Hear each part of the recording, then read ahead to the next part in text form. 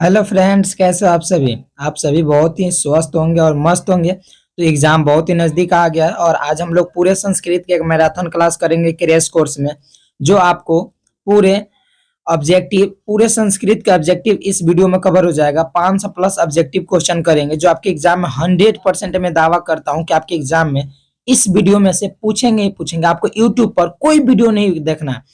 अगर आप एक वीडियो ये देख लेते हैं तो आपका एग्जाम में संस्कृत में 100 में 100 आना एकदम फिक्स है। और मैं वीडियो का नोट्स भी आपको दूंगा, तो आप वीडियो को अंत तक देखिएगा और नोट्स ऐसा कि जो आपके एग्जाम में आए। ठीक है, तो वीडियो को बिना समय लेते हुए स्टार्ट करेंगे। और मैं सिर्फ क्वेश्चन और आंसर, क्योंकि मेरे क्लास में बकवास नहीं होता, मेरे क्लास में बकवास नहीं होता। ठीक है, मेरे क्लास में बकवास नहीं होता, ओनली क्लास होता है। नो बकवास, ओनली क्लास होता है। तो ज्यादा समय ना लेते हुए मैं वीडियो को स्टार्ट करता हूँ। ठीक है, तो हम लोग का पहला क्वेश्चन है, हमारा पहला क्वेश्चन है। बाकी आप लोगों का एग्जाम नजदीक आ गया और बहुत ही ठंड बढ़ गया। ठीक है, तो आप लोग अच्छे से अपने स्वास्थ्य पर ध्यान दीजिएगा, क्योंकि स्वास्थ्य जब अच्छा रहेगा तो एग्जाम भी अच्छा होगा। मंगलम पाठ में कैसा मंत्र संकलित है? तो पदात्मक। कैसा है? पदात्मक। मंगलम पाठ में कैसा मंत्र है? तो पदात्मक। मंगलम पाठ पठस्य रचनाकार क अस्ति, यानी मंगलम पाठ के रचनाकार कौन है? तो मंगलम पाठ के रचनाकार हो जाएंगे महर्षि वेदव्यास। कौन हो जाएंगे? महर्षि वेदव्यास।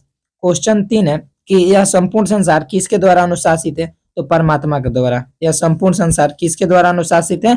परमात्मा के द्वारा। सत्य में जयते किस उपनिषद का मूल मंत्र है? तो यह मुंडकोपनिषद का। कैसे? मुंडकोपनिषद का। नेक्स्ट क्वेश्चन है 5 नंबर। हिरण्मय पात्रेण डॉट दृष्टि, यह मंत्र किस उपनिषद से लिया गया है? तो ईशावास्योपनिषद से लिया गया। हिरण्मय पात्रेण डॉट, यह उपनिषद किससे लिया है? तो कहां से लिया गया है? तो ईशावास्योपनिषद से लिया गया है। याद रखना, ठीक है। जो नहीं पता उसको जल्दी कलम और कॉपी सामने रखिए, उसको नोट कर लीजिएगा। ठीक है, क्योंकि एग्जाम बहुत ही नजदीक हो गया और रिवीजन सबसे ज्यादा मायने रखता है। आप जितने बार इस वीडियो को देखने हैं, जितने बार आप रिवीजन करते हैं, उतना ही आपके एग्जाम में बेहतरीन होगा। ठीक है, तो मंगलम पाठ में कुल कितने मंत्र है? तो 5 है। सत्य का मुख किस पात्र से ढका है? तो हिरण्मय पात्रेण से। कैसे? हिरण्मय पात्रेण से। सत्य का मुख किस पात्र से ढका है? तो हिरण्मय पात्रेण से। नेक्स्ट क्वेश्चन क्या है? डॉट डॉट डॉट सत्य स्थापितम सुखम, यानी इसका राइट आंसर क्या हो जाएगा? तो हिरण्मय पात्रेण सत्य स्थापितम सुखम। ठीक है, नेक्स्ट क्वेश्चन है बाबू। नेक्स्ट क्वेश्चन क्या कर रहा है? डॉट डॉट नानृतम, डॉट डॉट नानृतम, यानी क्या होगा? सत्यमय जयते नानृतम, सत्यमय जयते नानृतम। Option C. 10 number question. देखो, कहोगे कि मेरे दोस्त की सर आप इतना स्पीड में क्यों पढ़ा रहे? तो देखिए, मुझे जो है क्लास को काटना नहीं है, क्लास में ऑप्शन के साथ ज्यादा समय बिताना नहीं है, क्योंकि मुझे 500 क्वेश्चन करना है। कितना? 500 करना है। तो आप लोग भी मेरे साथ बोलिए और वीडियो को आप स्पीड ना करें, मैं यही कहूंगा, क्योंकि मैं खुद एक स्पीड में पढ़ा रहा हूँ। तो ज्यादा से ज्यादा क्वेश्चन कवर होगा और ज्यादा से ज्यादा हम लोग का अच्छा रिविजन होगा। ठीक है, तो इसलिए मैं ध्यान दे रहा हूँ क्वेश्चन पर और आंसर पर। यथा डॉट डॉट असनंद माना समुद्र, यानी क्या हो जाएगा? यथा नदा असमन माना समुद्र, क्या हो जाएगा? समुद्र हो जाएगा। चलिए 11 नंबर क्वेश्चन हो जाएगा कि मंगलम पाठ कहाँ से संकलित है? मंगलम पाठ कहाँ से संकलित है? उपनिषद से। मंगलम पाठ कहाँ से संकलित है? उपनिषद से। अरोनियान अरोनियान अरोनियान महतो डॉट डॉट महिया मही मान महंतम मंत्र किस उपनिषद से संग्रहित है? तो कठोपनिषद से संग्रहित है। किससे? कठोपनिषद से संग्रहित है। नदियां नाम और रूप छोड़कर किस में मिल जाती है? तो समुद्र में मिल जाती है। नदियां नाम और रूप छोड़कर किस में मिल जाती है? तो समुद्र में मिल जाती है। महान से भी महान क्या है? तो आत्मा। महान से भी महान क्या है? तो आत्मा। महान से भी महान क्या है? तो आत्मा। हमारा फर्स्ट चैप्टर क्या हुआ? खत्म। फर्स्ट चैप्टर क्या हुआ? खत्म। अब हम लोग करने वाले हैं द्वितीय पाठम। क्या करने वाले हैं? द्वितीय पाठम, यानी पाटलिपुत्र वैभव। पाटलिपुत्र वैभव। चलिए, तो अब हम इसमें पहले क्वेश्चन के बढ़ते हैं। पहला क्वेश्चन करें, किसके काल में पाटलिपुत्र की रक्षा व्यवस्था उत्कृष्ट थी? किसके काल में पाटलिपुत्र की रक्षा व्यवस्था उत्कृष्ट थी? तो किसके काल में हो जाएगा? चंद्रगुप्त मौर्य के काल में। किसके? चंद्रगुप्त मौर्य के काल में। बुध काल में पाटलिपुत्र नगर का नाम क्या था? तो पाटलिग्राम था। क्या था? बुध काल में पाटलिपुत्र नगर का क्या नाम था? तो पाटलिग्राम था। क्या था? तो पाटलीग्राम था। गांधी सेतु कहाँ स्थित है? तो गांधी सेतु पाटलिपुत्र नगर में। कहाँ है? तो पाटलिपुत्र नगर में। गांधी सेतु कहाँ स्थित है? तो पाटलिपुत्र नगर में। पटना की पालिका देवी कौन है? तो पटन देवी। कौन हो जाएगी? पटन देवी। पटना की पालिका देवी कौन है? तो पटन देवी। कुट कूटनीत काव्य की रचनाकार कौन है? तो दामोदर गुप्त। कुटिम कुटनीम काव्य के रचनाकार कौन है? तो दामोदर गुप्त। किस महापुरुष का जन्म स्थान पाटलिपुत्र में है? तो गुरु गोविंद सिंह के। गुरु गोविंद सिंह के। किस महापुरुष का जन्म स्थान पाटलिपुत्र में है? तो क्या? गुरु गोविंद सिंह। सिखों के 10वें गुरु कौन थे? तो गुरु गोविंद सिंह। सिखों के 10वें गुरु कौन थे? गुरु गोविंद सिंह। सिख संप्रदाय के 10वें गुरु कौन थे? तो गुरु गोविंद सिंह। पाटलिपुत्र किस प्रांत की राजधानी है? तो बिहार। पाटलिपुत्र किस प्रांत की राजधानी है? तो बिहार। क्लास अच्छा लग रहा है तो वीडियो को लाइक करो, चैनल को सब्सक्राइब करो। मैं आपको, आप निश्चिंत रहिए, इस क्लास का पीडीएफ भी आपको मिलेगा। पूरा आपको संस्कृत का पीडीएफ मिलेगा, संस्कृत, हिंदी, बाकी अदर सब्जेक्ट का भी आपको, क्रैश कोर्स का आपको सर्टिफिकेट मिलेगा। सॉरी, आपको जो है हम पीडीएफ प्रोवाइड कराएंगे जो एग्जाम में ज्यादा से ज्यादा आने की संभावना क्या बनेगी। ठीक है, तो आप लोग चिंता ना करें।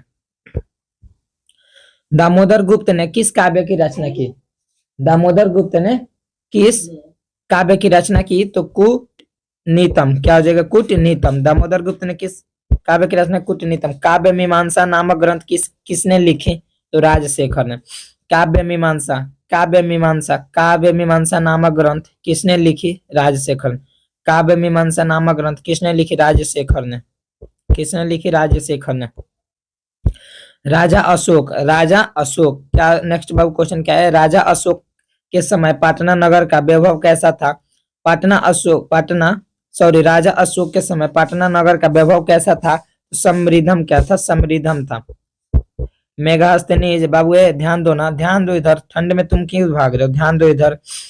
मेगास्थनीज पटना किसके समय में आया था? तो चंद्रगुप्त मौर्य के समय में। किसके समय में आया था? चंद्रगुप्त मौर्य के समय में। क्वेश्चन बाबू क्या पूछे एक बार और सुनो। ठंड में कमरे में बैठे बैठे तो पढ़ना, और इसमें भी तुम क्या कर रहे हो? इसमें भी तुम नहीं पढ़ रहे हो, तो कैसे एग्जाम में पास हो गए बाबू? कैसे हो गया? पढ़ो ना। मेगास्थनीज पटना किसके समय में आया था? तो चंद्रगुप्त मौर्य के समय में। चंद्रगुप्त मौर्य के समय में। पाटलिपुत्र पटना के नाम से कब प्रसिद्ध हुआ? तो मध्यकाल में। क्या कब हुआ प्रसिद्ध? तो मध्यकाल में। कब हुआ बाबू? तो मध्यकाल में। एक इधर ध्यान दो ना बाबू, ध्यान दो इधर। पाटल पुष्पों की पुतलिका रचना के आधार पर पटना का कौन सा नाम है? तो पाटलिपुत्र। कौन सा नाम है? तो पाटलिपुत्र। बाबू इधर ध्यान दो ना। पटना का इतिहास कितना वर्ष पुराना है? तो 2500 वर्ष पुराना। पटना का इतिहास कितना वर्ष पुराना है? तो 2500 वर्ष पुराना है। बाबू इधर ध्यान दो ना। यूनान का राजदूत कौन था? यूनान का राजदूत कौन था? मेगास्थनीज। कौन था यूनान का राजदूत? मेगास्थनीज। कौमुदी महोत्सव किस ऋतु में मनाया जाता है? तो शरद ऋतु में। कब मनाया जाता है? कौमुदी महोत्सव किस ऋतु में मनाया जाता है? तो शरद ऋतु में। कौमुदी महोत्सव किस ऋतु में मनाया जाता है? तो शरद ऋतु में। कब मनाया जाता है बाबू? शरद ऋतु में। पटना नगर की पालिका देवी कौन है? बाबू कौन है? तो पटन देवी। पटना नगर की पालिका देवी कौन है बाबू? तो पटन देवी। कौन है? पटन देवी। बिहार के बाबू, बिहार के किस नगर में गोलघर है? तो पाटलिपुत्र। बिहार के किस नगर में गोलघर है? तो पाटलिपुत्र है बाबू। बिहार के किस नगर में गोलघर है? तो पाटलिपुत्र। गुरु गोविंद सिंह का जन्म स्थान कहाँ है? तो पाटलिपुत्र में। कहाँ है गुरु गोविंद सिंह का जन्म स्थान? तो पाटलिपुत्र में। बाबू परिभूत बाबू इधर ध्यान देना, संस्कृत का है बाबू। परिभूत सुंदर स्थानम की संज्ञा किसने दी थी? तो पाटलिपुत्र नगर ने। किसने दी थी? तो पाटलिपुत्र नगर ने। बाबू सरस्वती का कुलगिरी कौन सा महानगर था? सरस्वती का कुलगिरी कौन सा महानगर था? तो पाटलिपुत्र। कौन था बाबू? तो पाटलिपुत्र।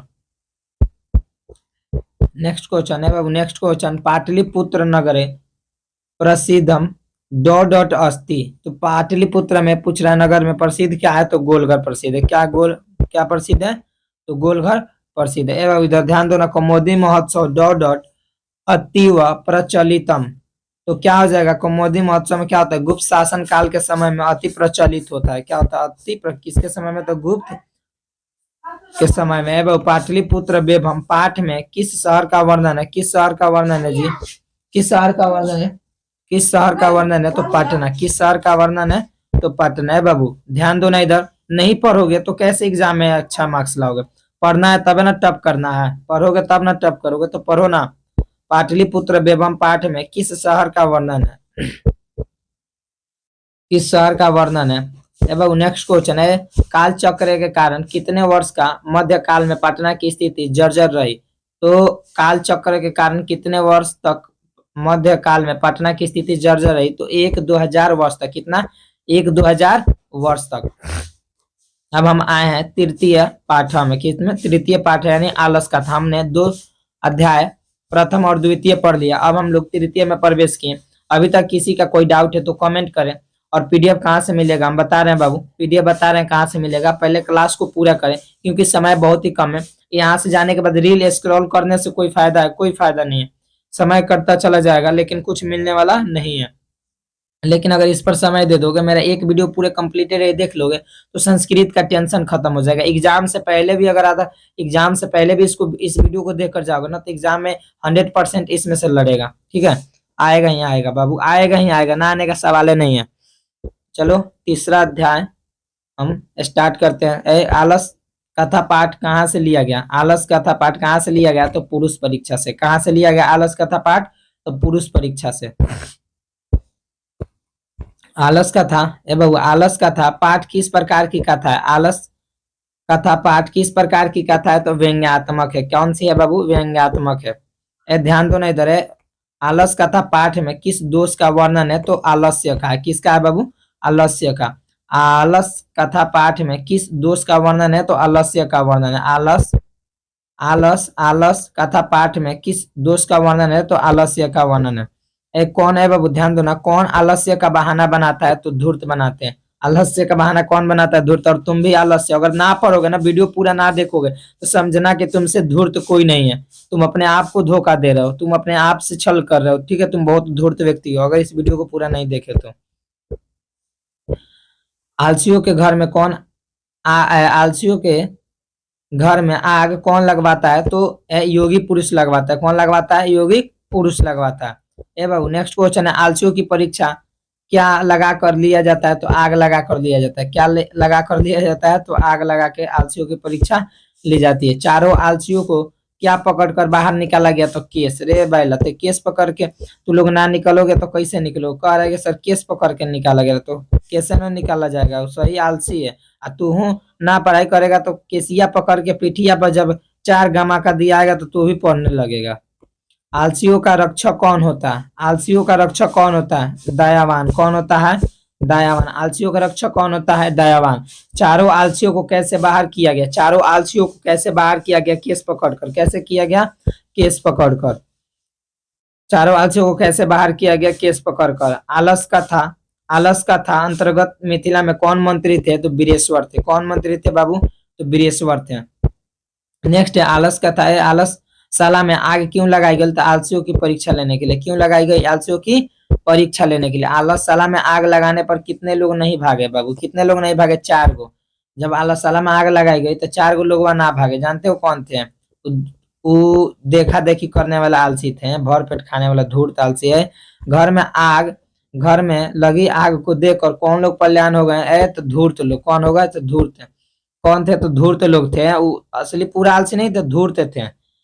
अरे हल्ला कैसा, अब देखो, अब कहानी सुनो। अरे हल्ला कैसा है, किसने बोला, पहल काल से उसमें क्या कर रहा है, झोपड़ी में तो आग लग गई, हल्ला हो रहा है तो क्या कर रहा है, अरे हल्ला कैसा है, तो पहल काल से बोला। दूसरे फिर लगता है इस घर में आग लग गई है, किस पुरुष ने कहा, तो दूसरे पुरुष ने। किसने कहा, तो दूसरे आलसी ने कहा या दूसरे पुरुष ने कहा। अब बताओ तुम लोग, घर में आग लग गई, घर में चारू आलसी बैठल, एगो कहता है हल्ला कैसा होता था, दूसरा कहता कि लागत है घर में आग लागल। अब उनकरो लो से आलसी के होई, उनका लो से आलसी तू लोग बोलो ना पढ़ बोलो। तब ए आग को गिरते हुए देखकर कौन आलसियों को बाहर निकाला, तो नियोगिक पुरुष। कौन बाहर निकाला, आग को गिरते हुए देखकर आलसियों को किसने बाहर निकाला, नियोगिक पुरुष ने। दयावान लोग किसका रक्षक होता है? तो आलसियों का। देख लो बाबू, अगर दयावान लोग ना होगी तो आलसी भूखे खैले मर जाये। हाँ, विद्यापति कौन थे? तो कवि। विद्यापति कौन थे बाबू? तो कवि थे। विद्यापति कौन थे बाबू? तो कवि थे। पुरुष परीक्षा, ए बाबू, पुरुष परीक्षा किस रूप में किस रूप में विभिन्न मानव गुणों के महत्व का वर्णन करता है? तो कथा रूप में करता है। मानव पुरुष परीक्षा किस में है? तो हमारा हो जाएगा कथा रूप में। पुरुष परीक्षा किस भाषा में लिखित है? तो पुरुष परीक्षा संस्कृत में लिखित है। पुरुष परीक्षा किस भाषा में लिखित है बाबू? तो संस्कृत में लिखित है। किस में लिखित है? संस्कृत में। बाबू ध्यान दो ना इधर, काहे नहीं पढ़ रहे हो? इतना मेहनत कर रहे हैं तो एक तो वीडियो का लाइक बनता है, चैनल का भी तो सब्सक्राइब करना बनता है, तो दबा ना दो यार। क्यों इतना हमें भी एथी कर रहे हो, मेरे मेहनत का फल ना दे रहे हो? एक बार चैनल को सब्सक्राइब भी तो करना है, कौन घर से पैसा लगने वाला है। और वीडियो को लाइक करना है और अपने मित्र के पास भी शेयर कर देना है जिनका एग्जाम नजदीक आ गया। अब वो भी परेशान है कि संस्कृत हम कहाँ से पढ़े। तो हम आपको क्लास के साथ ही आपको देने वाले हैं पूरे संस्कृत की निचोड़, ऑब्जेक्टिव और पूरे सब्जेक्टिव की नोट्स, जिसमें आपके एग्जाम में आने का 100% गारंटी है भाई। बनावटी आलसी है, बनावटी आलस्यशाला देखकर कौन भोजन ग्रहण करते थे? बनावटी आलस्य दिखाकर कौन भोजन ग्रहण करते थे? धूर्त लोग। कौन थे? वे धूर्त लोग थे, 4 गो देखा देखी भोजन करते थे। स्थित शौक्र मूला ही डॉट के न धवंती जनतव। यह युक्ति किस पाठ से संकलित है? तो आलस्य कथा से। किस पाठ से संकलित है? तो आलस्य कथा से। वीरेश्वर कौन था? ए बाबू, वीरेश्वर कौन था? तो मिथिला का मंत्री। वीरेश्वर कौन था? तो मिथिला का मंत्री। संसार में बच्चा का रक्षक कौन होता है? ए बाबू, संसार में बच्चों का रक्षक कौन होता है? तो माता होती है। माता के अलावा इस दुनिया में कोई बच्चों का रक्षक नहीं है। पुरुष परीक्षा का रचनाकार कौन है? ए बाबू, पूछ रहे पुरुष परीक्षा का रचनाकार कौन है? तो विद्यापति। कौन है? तो विद्यापति। पुरुष परीक्षा का रचनाकार कौन है बाबू? तो विद्यापति। पुरुष परीक्षा ग्रंथ में किसके गुणों का वर्णन है? तो मानव के गुणों का। पुरुष परीक्षा ग्रंथ में किसके गुणों का वर्णन है? तो मानव के गुणों का वर्णन है। ए बाबू, नेक्स्ट क्वेश्चन है मैथिली भाषा के कवि कौन थे? मैथिली भाषा के कवि कौन थे बाबू? तो विद्यापति। कौन थे? विद्यापति। मैथिली भाषा के कवि कौन थे बाबू? विद्यापति। पति रेवा गति डॉट करुणांकम करुणिकम बिना किस पाठ से लिया गया है? तो आलस कथा से। किस पाठ से लिया गया? तो आलस कथा से। स्त्रियों का रक्षक कौन होता है? तो पति होता है। स्त्रियों का रक्षक कौन होता है? पति होता है। उल्टा सीधा बोलेगा ना मारेंगे, उधिया के चल जाएगा अकेली देवाल तोड़ के मामाहर। पति किसका रक्षक होता है? तो स्त्रियों का। पति किसका रक्षक होता है? तो स्त्रियों का होता है। हाँ, पढ़ल कर। बच्चों का रक्षक कौन होता है? तो बच्चों का रक्षक माता होती है। बच्चों का रक्षक कौन होती है? तो माता होती है। माता किसका रक्षक होती है बाबू? तो बच्चों का। माता किसका रक्षक होती है बाबू? तो बच्चों का। हाँ, बच्चों का रक्षक माता ना होगी तो कौन होंगे? वीरेश्वर अनाथों को क्या देता था? भोजन। क्या देता था? भोजन। वीरेश्वर अनाथों को क्या देता था बाबू? भोजन। कौन परिश्रम नहीं करना चाहता है? आलसी। अब देख लो बाबू, अगर परिश्रम ना करोगे और एग्जाम में 400+ ना लाओगे तो समझो कि तुमसे आलसी कोई नहीं है। क्यों? क्योंकि तुम पूरे क्लास कर नहीं रहे हो, पूरे वीडियो देख नहीं रहे हो, नोट से के लेकर रिवीजन नहीं कर रहे हो, तो तुम्हारा नंबर कैसे 400+ आएगा? नहीं आएगा, तो तुम आलसी हो। इससे बचने के लिए बाबू क्लास को पूरा करो। भूखा रहना कौन पसंद करता है? तो आलसी। भूखा रहना कौन पसंद करता है बाबू? आलसी।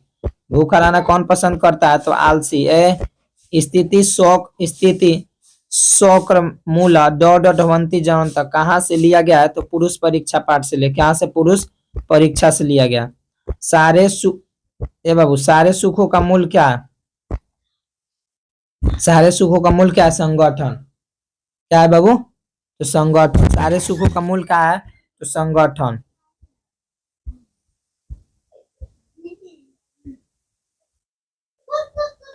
आग को बाबू, आग को देखकर कौन भाग गया? आग को देखकर कौन भाग गया? धूर्त। बाबू, 40 नंबर क्वेश्चन पर आएगा। 40 नंबर क्वेश्चन क्या करा? 40 नंबर क्वेश्चन करा कि घर में आग लगाने पर कौन नहीं भागा? तो आलसी। घर में आग लगाने पर कौन नहीं भागा? तो आलसी नहीं भागा, बाकी सब लोग धूर्तवा कहाँ हुए, सब भाग गया। बाकी अलसिया 4 गो जन एकदम पकिया आलसी था, वो घरवा छोड़ के ना भागा गियो लगना पा। कोई धार्मिक पुरुष नहीं है ऐसा किस पुरुष ने कहा, कोई धार्मिक पुरुष नहीं है ऐसा किस पुरुष ने कहा, तो तृतीय पुरुष ने। चलिए एक बार पीछे का रिवीजन करते हैं। प्रथम पुरुष ने क्या कहा था, प्रथम पुरुष ने कहा था कि यह कैसा हाला। द्वितीय पुरुष ने क्या कहा था, लगता है कि आग लग गई है।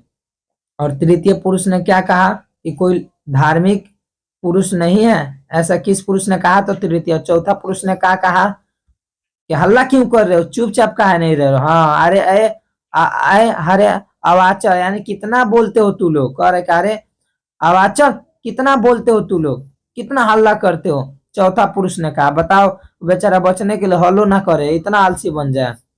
आलसियों को प्रतिदिन इच्छा अनुसार भोजन कौन दिलवाता था, तो वीरेश्वर। कौन दिलवाता था बाबू, वीरेश्वर दिलवाता था। तर्कयत यदा अस्मिन् गृहणम अग्रे गृह अस्ति आलस कथा पाठ में यह किसकी युक्ति है, तो किसकी युक्ति है, तो दूसरे आलसियों की। किसकी युक्ति है, तो दूसरे आलसी की। इस संसार में आलसियों का रक्षक यानी गति कौन है, तो कौन है बाबू, तो करुणिक है। कौन है, तो करुणिक है। कौन है, तो करुणिक है। सबसे बाबू सबसे बड़ा शत्रु कौन है, तो सबसे बड़ा शत्रु कौन है, तो आलस्य है। सबसे बड़ा शत्रु कौन है बाबू, तो आलस्य है। सबसे बड़ा शत्रु कौन है बाबू, तो आलस्य है। वास्तविक आलसियों की संख्या कितनी है बाबू, तो 4। वास्तविक आलसियों की संख्या कितनी है बाबू, तो 4। वास्तविक आलसियों की संख्या कितनी है बाबू, तो 4 है। नीतिकार आलस्य को क्या मानते हैं, नीतिकार आलस्य को क्या मानते हैं, तो शत्रु। नीतिकार आलस्य को क्या मानते हैं बाबू, तो शत्रु। चलो बाबू 3 अध्याय तक तो हमने कंप्लीट किया, अब हम आए चतुर्थ पाठ में। ठीक है, 3 पाठ तो हम कंप्लीट किए, अब चतुर्थ पाठ में बढ़ेंगे। चतुर्थ पाठ में हमसे क्या कह रहा है बाबू, चतुर्थ पाठ में हमारा आ गया संस्कृत साहित्य लेखिका। संस्कृत साहित्य लेखिका बहुत ही संस्कृत का मोस्ट इंपोर्टेंट चैप्टर है, और इसमें से एग्जाम में 2 से 3 क्वेश्चन सिर्फ इस चैप्टर में से देता है। क्यों, क्योंकि संस्कृत के बहुत ही मोस्ट इंपोर्टेंट चैप्टर है। चलो बाबू, क्योंकि इस चैप्टर को बहुत ही बारीकी से पढ़ोगे और याद करोगे तभी याद होगा। आधुनिक काल की संस्कृति कवित्री कौन है, आधुनिक काल की संस्कृति कवित्री कौन है बाबू, तय पंडिता छामाराव। कौन है बाबू, पंडिता छामाराव। बाबू ध्यान दो ना, वर्तमान काल की संस्कृत लेखिका कौन है, वर्तमान काल की संस्कृत लेखिका कौन है, तो वर्तमान काल की संस्कृत लेखिका कौन है, तो मिथिलेश कुमार मिश्र। कौन है बाबू, तो मिथिलेश कुमार मिश्र। वर्तमान काल की संस्कृत लेखिका कौन है, तो मिथिलेश कुमार मिश्र। बाबू नेक्स्ट क्वेश्चन है, संस्कृत साहित्य लेखिका किस प्रकार का पाठ है, संस्कृत साहित्य लेखिका किस प्रकार का पाठ है बाबू, तो निबंध। संस्कृत साहित्य लेखिका किस प्रकार का पाठ है बाबू, तो निबंध। अर्थवेद में कितने ऋषि, अर्थवेद में कितने ऋषि पत्नियाओं का वर्णन है बाबू, तो अर्थवेद में कितने ऋषि पत्नियाओं का वर्णन है, तो 5। कितना है बाबू, तो 5। काहे नहीं बोलते हो, थोड़ा बोल्ड आवाज में बोलो ना यार, बोलोगे तभी ना याद होगा, नहीं बोलोगे तो कैसे याद होगा। थोड़ा रिवीजन करो ना। लैंगिक साहित्य, लैंगिक संस्कृति साहित्य में कितने कवित्रियाओं का वर्णन है, लैंगिक संस्कृति साहित्य में कितने कवित्रियाओं का वर्णन है, तो 40। लैंगिक साहित्य संस्कृत में कितने कवित्रियाओं का वर्णन है बाबू, तो 40। बाबू लौकिक संस्कृत साहित्य में कवित्रियाओं के कितने पद है, तो 50। पद का पूछा है कितना, तो पद का पूछा है कितना पद है बाबू, तो 50। विजयंका का काल किस शताब्दी में माना गया है, तो विजयंका का काल बाबू 8वीं शताब्दी में माना गया। एक बार और क्वेश्चन पढ़ो ना, विजयंका का काल किस शताब्दी में माना गया, तो विजयंका का काल 8वीं शताब्दी में माना गया। विजयंका का काल 8वीं शताब्दी में माना गया। पंडिता छामाराव, बाबू ध्यान दो ना, पंडिता छामाराव द्वारा रचित सत्याग्रह गीता किसके दर्शन द्वारा प्रभावित है, किसके दर्शन द्वारा प्रभावित है बाबू, ध्यान दो ना इधर, तो महात्मा गांधी द्वारा। किसके द्वारा प्रभावित है बाबू, तो महात्मा गांधी जी के द्वारा ना जी, महात्मा गांधी। पंडिता छामाराव के पिता कौन थे, तो पंडिता शंकर पांडुरंग। कौन थे पंडिता छामाराव के पिता, है बाबू पंडिता छामाराव के पिता कौन थे? तो पंडिता शंकर पांडुरंग क्या थे? पंडिता सॉरी पंडित शंकर पांडुरंग। नेक्स्ट क्वेश्चन बाबू, छामाराव ने किसकी रचना की? छामाराव ने किसकी रचना की? तो शंकर चरित्रम की। छामाराव ने किसकी रचना की? तो शंकर चरित्रम की। छामाराव ने किसकी रचना की? तो शंकर चरित्रम की। बाबू, याज्ञवल्क्य की पत्नी कौन थी? याज्ञवल्क्य की पत्नी कौन थी? तो मैत्री। याज्ञवल्क्य की पत्नी कौन थी बाबू? तो मैत्री। याज्ञवल्क्य की पत्नी कौन थी बाबू? तो मैत्री। याज्ञवल्क्य ने आत्म तत्व की रक्षा किसको दे दी थी? याज्ञवल्क्य ने आत्म तत्व की रक्षा शिक्षा किसको दे दी थी? तो मैत्री को दे दी थी। किसको दे दी थी? तो मैत्री को दे दी थी।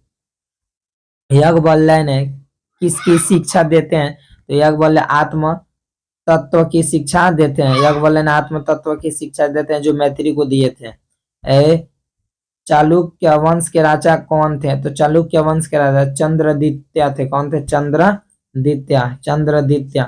चालुक्य वंश के राजा कौन थे बाबू? तो चंद्रद्वितीय। कौन थे बाबू? तो चंद्रद्वितीय। चंद्रद्वितीय की रानी कौन थी? चंद्रद्वितीय की रानी कौन थी? तो विजयांका है बाबू। चंद्रद्वितीय की रानी कौन थी? तो विजय भाटरिका। कौन थी? चंद्रद्वितीय की रानी कौन थी? तो विजय भाटरिका। कौन थी? चंद्रद्वितीय की रानी कौन थी? विजय भाटरिका थी बाबू। कौन थी? विजय भाटरिका।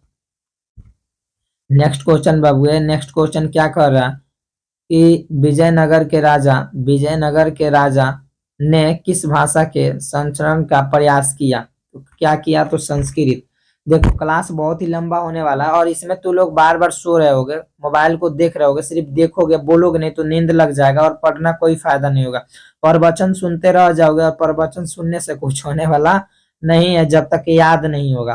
तो मेरा टारगेट और तुम्हारा टारगेट एक ही होना चाहिए कि मेरा टारगेट है कि मैं पढ़ाऊं पूरे क्लास और तुम्हारा टारगेट है कि मुझे किसी भी हालात में इस वीडियो को देखना है और देख कर समझना है और समझ कर याद करना है। जो क्वेश्चन याद नहीं है उसको एक बार दो बार देखें, उसको अपने नोटबुक में लिखें और क्या करें? याद करें। ठीक है, नहीं तो देखते रह जाओगे या प्रवचन सुनते रह जाओगे, कुछ ना होगा बाबुआ, हम बता रहे हैं। बाबू 17 नंबर क्वेश्चन है, मधुरा विजयम महाकाव्य की रचनाकार कौन थी? मथुरा विजयम महाकाव्य की रचनाकार कौन थी? तो गंगा देवी। कौन थी बाबू? कौन थी? तो गंगा देवी थी। गंगा देवी के पति कौन थे? बाबू गंगा देवी के पति कौन थे? गंगा देवी के पति कौन थे? तो गंगा देवी के पति हो जाएंगे कंप नाराय। कौन हो जाएंगे? कंपन राय। कौन हो जाएंगे? कंपन राय। ठीक है, गंगा देवी के पति कौन थे? तो कंपन राय। कंपन राय की पत्नी कौन थी? तो कंपन राय की पत्नी कौन थी? तो गंगा देवी। कंपन राय की पत्नी कौन थी? तो गंगा देवी। अच्युत राय की पत्नी कौन थे? बाबू 20 नंबर क्वेश्चन कह रहा है कि अच्युत राय की पत्नी कौन थी? अच्युत राय की पत्नी हो जाएगी, अच्युत राय की पत्नी कौन थी? तो तिरुलंबा। तिरुलंबा कौन हो जाएगी? तिरुलंबा। अच्युत राय की पत्नी कौन थी बाबू? तो तिरुलंबा। बाबू वरदाम्बिका परिणय नामक चुम्बकाय काव्य के रचनाकार कौन है? वरदाम्बिका परिणय नामक चुम्बकाय काव्य की रचनाकार कौन है? तो तिरुलंबा। कौन हो जाएगी? बाबू तिरुलंबा। कौन हो जाएगी? तिरुलंबा। 22 नंबर बाबू क्वेश्चन क्या कर रहा है कि आधुनिक काल की संस्कृति है बाबू, आधुनिक काल की है बाबू, आधुनिक काल की संस्कृति लेखिकाओं में कौन अति प्रसिद्ध है? तो छामाराव। कौन है बाबू? तो छामाराव। बाबू वनमाला भवालाकर किस काल की संस्कृति कवित्री थी बाबू? तो वर्तमान काल की। कौन सी? तो वनमाला भवालाकर किस काल की संस्कृति कवित्री थी? तो वर्तमान काल की। बाबू नेक्स्ट क्वेश्चन क्या कर रहा है? नेक्स्ट क्वेश्चन कर रहा है कि विजय भट्टरिका किसकी पत्नी थी? तो चंद्र द्वितीय की। विजय भट्टरिका किसकी पत्नी थी? तो चंद्र द्वितीय की। ऋग्वेद में कितनी ऋग्वेद में कितनी ऋग्वेद में कितनी मंत्र दर्शन वर्ती ऋषिकाओं का उल्लेख है? कितनी है बाबू? तो बाबू कितनी हो जाएगी? तो चतुर्विंशति। कितनी? चतुर्विंशति का मतलब 24। ऋग्वेद में कितने मंत्र दर्श वर्ती ऋषिकाओं का उल्लेख है? तो चतुर्विंशति, यानी चतुर्विंशति का अर्थ क्या हुआ? तो 24। महाभारत में किस लेखिका का उल्लेख मिलता है? तो सुरलाभा का मिलता है। महाभारत में किस लेखिका का उल्लेख मिलता है? तो सुरलाभा का मिलता है। किसका मिलता है? तो सुरलाभा का मिलता है। गंगा देवी का समय क्या था? तो 14वीं शताब्दी था। गंगा देवी का समय क्या था?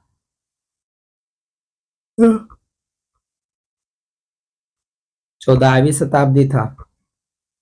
समाज की गाड़ी किससे चलती है? तो समाज की गाड़ी बाबू पुरुष और नारी दोनों के पहिया से चलती है। अगर समाज में पुरुष और नारी ना हो तो ना चलेगा समाज की गाड़ी, और नारी और पुरुष ना हो तो भी ना चलेगा। ठीक है, समाज की गाड़ी चलाने के लिए स्त्री और पुरुष दोनों की आवश्यकता पड़ती है। सभी भाषाओं के साहित्य में कौन तत्पर है? सभी भाषाओं के साहित्य में कौन तत्पर है? तो स्त्रियां। क्या है? स्त्रियां। मैत्री किसकी पत्नी थी बाबू? तो याज्ञवल्क्य की। मैत्री किसकी पत्नी थी? तो याज्ञवल्क्य की। मैत्री किसकी पत्नी थी बाबू? तो याज्ञवल्क्य की।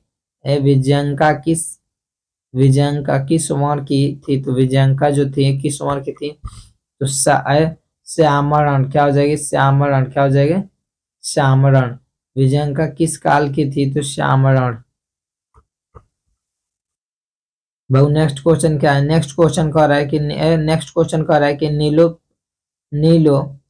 तप नीलोत्पल दल श्याम किसे कहा गया है? तो नीलोत्पल दल श्याम विजयंका को कहा गया। किसे कहा गया? विजयंका को कहा गया। किसे कहा गया? तो विजयंका को कहा गया। बाबू नीलोत्पल दल श्याम डॉट सरस्वती श्लोक कहाँ से लिया गया? तो सरस्वती है बाबू, सरस्वती साहित्य लेखिका से। कहाँ से लिया गया? तो सरस्वती साहित्य लेखिका से लिया गया। लैंगिक साहित्य में प्रथम कवियत्री कौन थी? तो विजयंका। कौन थी बाबू? तो विजयंका। कौन थी? तो विजयंका। श्यामरण कौन थी? बाबू श्यामरण कौन थी? तो श्यामरण कौन थी? तो विजयंका थी। श्यामरण कौन थी? तो विजयंका थी। श्यामरण कौन थी? तो विजयंका थी। दाढ़ी ने दौड़नी ने सर्व शुक्ल किसे कहा है? तो विजयंका को कहा है। किसने कहा है? तो विजयंका को कहा है। आत्मत्व की रक्षा, आत्मत्व की सेवा किससे देते हैं?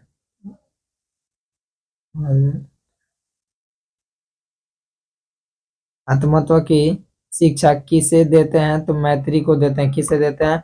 तो मैत्री को देते हैं बाबू। ऐसे तो नहीं हो रहा कि तू लोग क्लास में बोलो। चलो ले चले तुम्हें एग्जाम के हॉल में, पहचान तुम्हें यहाँ पर सोने नहीं देगी। चलो ले चले तुम्हें एग्जाम हॉल में, पहचान तुम्हें यहाँ अब सोने नहीं देंगे। क्या समझ में आया? अभी एग्जाम नजदीक आ गया, हम समझा कि क्वेश्चन हॉल में तू लोग हिला दिए हैं। ना याद करोगे तो समझ जाना। गागरी किसके सभा में विदुषी थी? तो जनक के सभा में। किसके सभा में? तो जनक। गंगा देवी ने किस महाकाव्य की रचना की थी? किस महाकाव्य की रचना की थी? तो मथुरा विजयंका। किसकी की थी? तो मथुरा विजयंका। नेक्स्ट क्वेश्चन है कि नेक्स्ट क्वेश्चन क्या है कि अच्युत राय की कहाँ के राजा थे? तो अच्युत राय जो थे विजयनगर के राजा थे। अच्युत राय कहाँ के राजा थे? तो विजय नगर के राजा थे। अच्युत राय का काला क्या था? तो अच्युत राय का काला पोड सशक्त था। पोड सशक्त था। ठीक है। ऋग्वेद में कितनी महिलाओं ऋषिकाओं का वर्णन है? तो 24। कितनी है बाबू? तो 24। ऋग्वेद में 24 है बाबू। शंकर चरित्रम का रचनाकार कौन है? तो पंडिता छामाराव। कौन है बाबू? तो पंडिता छामाराव। ए बाबू ध्यान देना है। सर्व शुक्ल सर्वसती किसकी युक्ति है? सर्व शुक्ल सर्वसती किसकी युक्ति है? तो दंडी की। किसकी है? तो दंडी की। जनक है बाबू। जनक की सभा में सर्वस्त्र कुशल्य कौन थी? तो जनक के सभा में गाग्री थी। कौन थी? तो गाग्री थी। दक्षिण भारतीय संस्कृति की लेखिका कौन है? तो सभी हो जाएगी। शीला भाटरिका, राम भद्रवा और देव कुमारी का। लैंगिक साहित्य है बाबू। लैंगिक संस्कृति साहित्य में लगभग कितनी कवित्रियाओं के पद मिलते हैं? तो कितनी मिलते हैं बाबू? तो 40 मिलते हैं। कितने मिलते हैं? 40। तो हम लोग 4 पाठ तक तो कर लिए। अब हम लोग पंचम में प्रवेश करेंगे। कितना में बाबू? अब पंचम पाठ में हम लोग प्रवेश करेंगे। पंचम पाठ के अब हम लोग पंचम पाठ के भारत महिमा का स्टार्ट करेंगे। तो आप लोग जब यहाँ तक बने हैं तो वीडियो को अंत तक जरूर बने रहिएगा, क्योंकि आपके एग्जाम बहुत ही नजदीक हो गया और 100% इस वीडियो में से आपके एग्जाम में लड़ने वाला है। ठीक है, तो वीडियो को स्टार्ट करते हैं। सबसे पहला क्वेश्चन है, भारत महिमा पाठ का द्वितीय श्लोक किस पुराण से संकलित है? क्वेश्चन कर रहा है कि भारत महिमा पाठ का द्वितीय श्लोक किस पुराण से संकलित है? तो राइट आंसर हो जाएगा भागवत पुराण। राइट आंसर हो जाएगा भागवत पुराण। 2 नंबर क्वेश्चन कह रहा है कि भारत भूमि पर जन्म लेने वालों को किससे तुलना की गई है?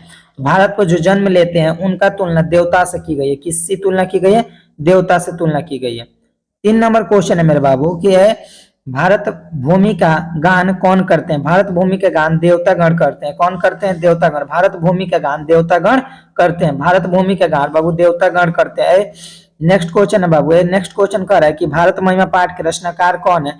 तो भारत महिमा पाठ के रचनाकार महर्षि वेद व्यास है। महर्षि वेद व्यास है। भारत महिमा पाठ का रचनाकार है बाबू। भारत महिमा पाठ के रचनाकार महर्षि वेद व्यास है। 5 नंबर क्वेश्चन कह रहा है कि भारत भूमि किससे शोभित है? तो भारत जो भूमि है वो सागर, पर्वत और निर्झर से शोभित है। ठीक है। 6 नंबर क्वेश्चन कह रहा है बाबू। 6 नंबर क्वेश्चन कह रहा है कि भारत की महिमा कहाँ से गाई जाती है? तो भारत की महिमा सर्वत्र से गाई जाती है, यानी सारी जगह से भारत की महिमा गाई जाती है। 7 नंबर क्वेश्चन क्या कह रहा है बाबू? 7 नंबर कह रहा है कि भारत के उत्तर में कौन प्रहरी की तरह विराजमान है? तो हिमालय। कौन है बाबू? हिमालय। भारत के उत्तर में प्रहरी के तरह कौन विराजमान है? तो हिमालय विराजमान है। नेक्स्ट क्वेश्चन है बाबू,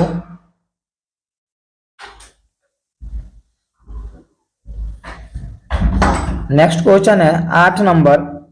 8 नंबर क्या कह रहा है?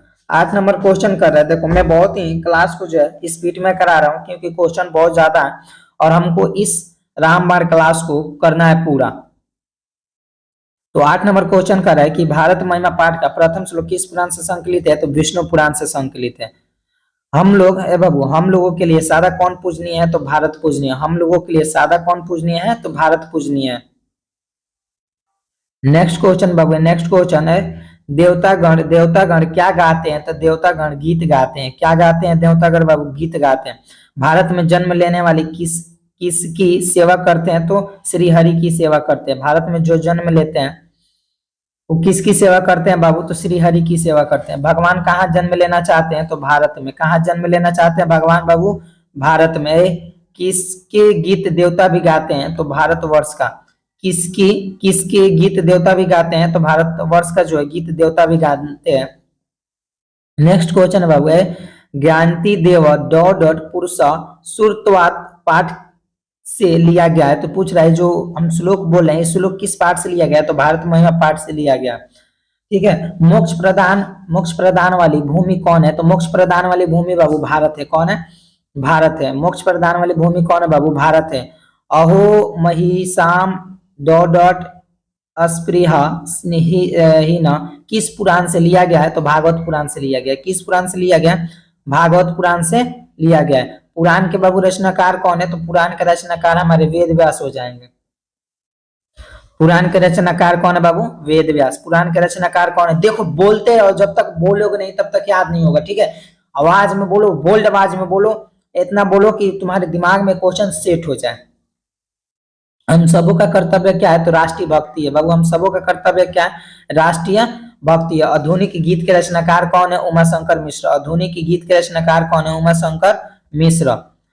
भारत के लोग किस भाव से रहते हैं? तो भारत के लोग एकता से रहते हैं। भारत के लोग किससे रहते हैं बाबू? तो एकता से रहते हैं। नेक्स्ट क्वेश्चन 21 नंबर, कौन सी भूमि पवित्र और ममतामयी है? तो भारत भूमि है। कौन है बाबू? भारत भूमि जो है पवित्र और ममतामयी है। ये बाबू, अयाम निर्मला डॉट डॉट वनहंतु वसंती किस पाठ से लिया गया है? तो भारत महिमा पाठ से लिया गया है। भारत महिमा पाठ से लिया गया। हम लोगों की देशभक्ति कैसी होनी चाहिए? तो आदर्श होनी चाहिए। हम लोगों की देशभक्ति कैसी होनी चाहिए? तो आदर्श होनी चाहिए। किसने कितने पुराण है? तो बाबू 18 पुराण है। कितने पुराण है? तो 18 पुराण है। किस देश में देवता बार बार जन्म लेना चाहते हैं? तो भारत। किस देश में देवता बार बार जन्म लेना चाहते हैं बाबू? तो भारत में। स्वर्ण स्वर्ण प्रवर्ग स्पर्धा मार्गभूत है किस देश को कहा गया है? तो भारतवर्ष को कहा गया। किस देश को कहा गया? भारतवर्ष को कहा गया। सदा डॉट डॉट सागर, सदा डॉट डॉट सागरे रम्य रूप रिक्त स्थान में कौन सा पद होगा? तो सेवित होगा। कौन सा होगा बाबू? सेवित होगा। किसकी महिमा सर्वोत्तम गाई जाती है? तो भारत की महिमा सर्वोत्तम गाई जाती है। किसकी महिमा सर्वोत्तम गाई जाती है? भारत की महिमा सर्वोत्तम गाई जाती है। भारत की शोभा से कौन प्रसन्न होते हैं? तो ईश्वर। भारत की शोभा से कौन प्रसन्न होते हैं बाबू? तो ईश्वर प्रसन्न होते हैं। गायंती देव डॉट डॉट पुरुष सुत्व, यह पद किस पुराण से लिया गया है? तो विष्णु पुराण से लिया गया। और यह श्लोक किस से लिया गया है? तो हमारे भारत महिमा पाठ से लिया गया। भारत भूमि कैसी है?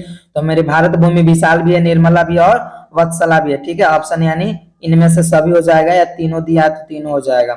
भारत महिमा पाठ में कुल कितने पद है? तो 5 पद है। कितने बाबू? भारत महिमा पाठ में कुल 5 पद है। कितने पाठ है? 5 पद है बाबू। भारत महिमा पाठ में, भारत महिमा पाठ में किस देश की महिमा का वर्णन किया गया है? तो भारत का वर्णन किया गया। किस देश का वर्णन किया गया है? तो भारत का वर्णन किया गया। भवंती पुरुष सुरतत्व, यानी बोला है कि भवंती भवंती डॉट डॉट पुरुषवा सुरतवात, यानी इसके रिक्त स्थान में क्या होगा? तो भू यह क्या होगा? क्या होगा? भूयः। कह रहे हैं कि विभिन्न जाति और धर्म के लोग भारत में कैसे रहते हैं? तो एकता एकत्व भाव से रहते हैं। कैसे रहते हैं बाबू? तो एकत्व भाव से रहते हैं। देखिए हमारा 5वां स्टेशन खत्म हो गया। अब हम लोग पहुंच गए 6ठे स्टेशन पर। ठीक है, अब 6ठे स्टेशन में हम लोग का क्या गया है? तो भारतीय संस्कार। क्या गया है? भारतीय संस्कार। हमारे पूरे बोर्ड एग्जाम में और जो संस्कृत के पीयूषा में ना, उस बुक में सबसे इंपॉर्टेंट अगर क्वेश्चन बनते तो हमारे भारतीय भारतीय संस्कार अध्याय से बनते। ठीक है, संस्कार प्राय कितने प्रकार के होते हैं? तो 5। संस्कार प्राय कितने प्रकार के होते हैं बाबू? तो 5। नेक्स्ट है केशांत संस्कार, किसके अंतर्गत आता है? तो शिक्षा काल। केशांत संस्कार किसके अंतर्गत आता है? तो केशांत जो होता है शिक्षा काल, जन्म के बाद, जन्म से पूर्व और विवाह नहीं। केशांत संस्कार का होता है शिक्षा काल के अंतर्गत आता है बाबू। नेक्स्ट क्वेश्चन है कि चूड़ा कर्म संस्कार किसके अंतर्गत आता है? तो शेषवावस्था में। चूड़ा कर्म संस्कार किसके अंतर्गत आता है? तो शेषवावस्था के अंतर्गत आता है। नेक्स्ट बाबू, शिक्षा संस्कार कितने हैं? तो शिक्षा संस्कार 5 है। शिक्षा संस्कार कितने हैं? तो शिक्षा संस्कार 5 है। मंडप का निर्माण किस संस्कार में होता है? तो विवाह में। मंडप संस्कार का निर्माण किस में होता है? तो विवाह में। कन्यादान किस संस्कार में आता है? तो विवाह में आता है। कन्यादान किस संस्कार में आता है बाबू? तो विवाह में। मरने के बाद कौन सा संस्कार होता है? दाह संस्कार। कौन सा होता है? दाह संस्कार। सबका होने वाला है ए बाबू। नामकरण, नामकरण किस संस्कार के अंतर्गत आता है? तो बचपन में। नामकरण संस्कार किस संस्कार के अंतर्गत आता है? तो कब आता है बाबू? तो बचपन में ना नाम रखाता है कि बुढ़ापा में नाम रखाता है। गृहस्थ काल में कितने संस्कार होते हैं? तो 1। गृहस्थ काल में कितने संस्कार होते हैं बाबू? तो 1 है। शताब्दी क्रिया किस संस्कार में होते हैं? शताब्दी क्रिया जो होती है विवाह में। आपका शताब्दी क्या होता है बाबू? 7 फेरवा विवाह में लिया जाता है, वह शताब्दी होता है। बचपन में कितने संस्कार होते हैं? तो 6। बचपन में कितने संस्कार होते हैं बाबू? तो 6 होते हैं। ठीक है, बचपन में कितने संस्कार होते हैं? 6। गर्भधारण किस संस्कार के अंतर्गत आता है बाबू? तो जन्म से पूर्व है बाबू। जन्म से पूर्व। गर्भधारण किस संस्कार के अंतर्गत आता है? जन्म से पूर्व है बाबू। नेक्स्ट क्वेश्चन है भारतीय दर्शन का महत्व उपादान क्या है? तो भारतीय दर्शन का महत्व उपादान क्या है? तो संस्कार है। क्या है? तो संस्कार है। भारतीय दर्शन का महत्व स्रोत क्या है? तो संस्कार है। क्या है बाबू? तो संस्कार है। भारत में संस्कार है बाबू। नेक्स्ट क्वेश्चन है, प्राचीन संस्कृति की पहचान किससे होती है? तो संस्कारों से होती है। प्राचीन संस्कृति की पहचान किससे होती है बाबू? तो संस्कारों से होती है। नेक्स्ट क्वेश्चन है बाबू, नेक्स्ट क्वेश्चन हमारा क्या है? तो सी है बाबू। नेक्स्ट क्वेश्चन है कि सीमंत यंत्र किस प्रकार का संस्कार है? तो जन्म पूर्व संस्कार है। कौन संस्कार है बाबू? तो जन्म पूर्व संस्कार है। प्राचीन काल में शिष्यों को क्या कहा जाता है? तो ब्रह्मचारी। क्या कहा जाता है? तो ब्रह्मचारी कहा जाता है बाबू। गुरु शिष्य को कहाँ ले जाते हैं? तो घर ले जाते हैं। गुरु पहले शिष्य को कहाँ ले जाते थे? तो घर ले जाते थे। शिक्षा नियमों का पालन कौन कराते हैं? तो शिष्य कराते हैं। जो शिक्षा होता है उस नियमों का पालन कौन करते हैं बाबू? तो शिष्य करते हैं। कौन करते हैं? तो शिष्य। नेक्स्ट क्वेश्चन है, गुरु है बाबू। गुरु शिष्य को क्या देकर घर भेजते थे? तो उपदेश। क्या देकर घर भेजते थे? तो उपदेश देकर घर भेजते थे। नेक्स्ट, प्राचीन काल में शिष्य वेदारंभ कहाँ करते हैं? तो गुरु के घर। कहाँ करते हैं बाबू? गुरु के घर। प्राचीन काल में शिष्य वेदारंभ कहाँ करते थे? तो गुरु के घर ही करते थे। नेक्स्ट क्वेश्चन है बाबू, नेक्स्ट क्वेश्चन है कि भारतीय संस्कार का परिचय किसमें दिखाई पड़ता है? तो संस्कार में। भारतीय संस्कृति का परिचय किसमें दिखाई पड़ता है बाबू? तो संस्कार में पड़ता है। नेक्स्ट क्वेश्चन है बाबू, नेक्स्ट क्वेश्चन है कि अंतिम शिक्षा संस्कार का नाम क्या है? अंतिम शिक्षा संस्कार का नाम क्या है? तो अंतिम शिक्षा संस्कार का नाम हो जाएगा समावर्तन। क्या हो जाएगा? समावर्तनम। क्या हो जाएगा? समावर्तनम हो जाएगा। ठीक है।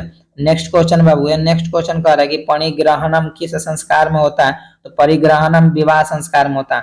किसमें होता है बाबू? विवाह संस्कार में होता है। विवाह संस्कार के अंतर्गत क्या नहीं आता है? तो गोदान नहीं आता है। विवाह संस्कार के अंतर्गत क्या नहीं आता है? गोदान। बाकी बाबू एक कन्यादान, सिंदूरदान और वैज्ञदान ये सब आता है, बाकी गोदान नहीं आता है विवाह संस्कार के अंतर्गत। गोदान क्या होता है? गोदना ना गोदवाता है, पूछना ना अपने घरवा। ए बाबू, कब गुरु शिष्य को उपदेश देकर घर भेजते थे? तो शिक्षा के अवसान में। क्या? जब शिक्षा के अवसान में होता था, मतलब जो जब शिक्षा की छुट्टी उनकी होती थी तब उनको भेजते हैं। नेक्स्ट क्वेश्चन है, शिक्षा का पहला शौर्य कर्म कहाँ होता था? शिक्षा का पहला शौर्य कर्म कहाँ होता था बाबू? तो गुरु के घर पर होता था। कहाँ होता था? गुरु के घर पर। चरित्र का निर्माण किससे होता है? तो संस्कारों से। किससे होता है बाबू? चरित्र का निर्माण किससे होता है? तो संस्कारों से होता है। नेक्स्ट क्वेश्चन है, अंत्येष्टि संस्कार कब होता है? तो मरने के बाद होता है। अंत्येष्टि संस्कार कब होता है बाबू? तो मरने के बाद होता है। गोदान किस संस्कार का मुख्य कर्म? तो केशांत में। गोदान किस संस्कार का मुख्य कर्म है बाबू? तो केशांत में होता है गोदान। गोदना गोदाता है। साहित्य ग्रंथ में केशांत संस्कार का नामकरण क्या है? तो गोदान है। साहित्य ग्रंथों में केशांत संस्कार का नामांतरण क्या है? तो गोदान है। व्यंगदान है बाबू। व्यंगदान किस संस्कार में होता है? तो विवाह में होता है। किस में होता है? तो विवाह में होता है। नेक्स्ट क्वेश्चन है बाबू, पुंसवन संस्कार कब होता है? तो जन्म से पहले। पुंसवन संस्कार कब होता है? तो जन्म से पहले। नेक्स्ट क्वेश्चन है बाबू, भारतीय संस्कृति में कितने संस्कार होते हैं? तो 16। भारतीय संस्कृति में कितने संस्कार होते हैं? तो 16।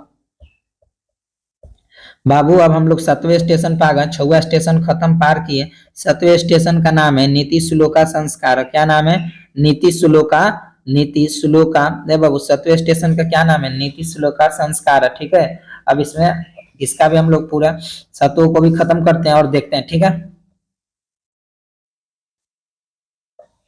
सर, आप बहुत जल्दी स्पीड में करा रहे हैं बाबू। स्पीड में हम लोग अगर क्लास नहीं कराएं तो क्लास अकेले 12 घंटा का हो जाएगा और 12 घंटा का क्लास तुम नहीं कर पाओगे, मुझे पता है। तो मैं कोशिश कर रहा हूँ कि जल्द से जल्द क्लास खत्म हो। और इस क्लास को जितना बार तुम वीडियो को देखोगे, जितना बार रिवीजन करोगे, उतना बार क्या होगा? तुम्हारा दिमाग में बैठ जाएगा, एकदम याद हो जाएगा। ठीक है, दिमाग में बैठ जाएगा और याद हो जाएगा। ठीक है, तो इसलिए कोशिश कर रहा हूँ कि ज्यादा से ज्यादा तुम्हें क्या हो, याद हो।